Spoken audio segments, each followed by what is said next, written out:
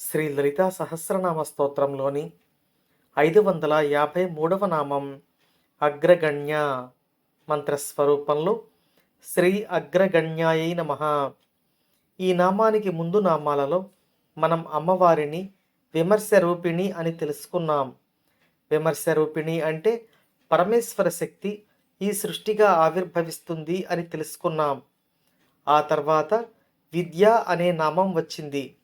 ఈ నామంలో పరమేశ్వరుని తెలుసుకోవాలంటే ఈ సృష్టి రూపంలోని అమ్మవారి దయతోనే కలుగుతుంది అని తెలుసుకున్నాం. వియదాది జగత్ప్రసూహు అనే నామంలో ఆకాశము మొదలైన జగత్తు అంతా అమ్మవారి నుండి ఆవిర్భవించింది అని తెలుసుకున్నాం.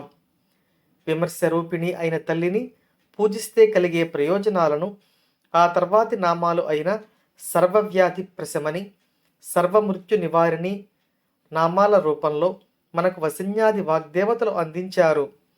అమ్మవారి సృష్టి అయిన మనం నివసించే ఈ ప్రపంచం అమ్మవారి యొక్క అనంత సృష్టితో పోల్చుకుంటే పరిమితమైనది.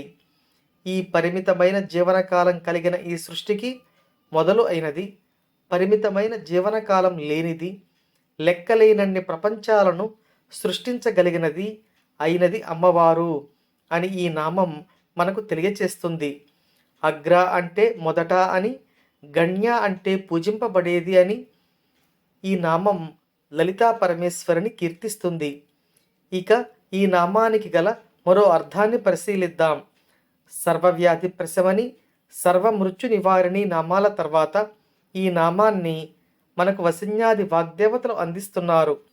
వ్యాధులను నివారించే తల్లి, మృత్యు భయం నుండి సాధకుడిని రక్షించే తల్లి, సాక్షాత్తు ఈ సృష్టికి ఆదిగా ఉన్న అమృత స్వరూపిణి అయిన లలితా పరమేశ్వరి అని ఈ అగ్రగణ్య నామంలో వసిన్యాది వాగ్దేవతలు అమ్మవారిని కీర్తిస్తున్నారు.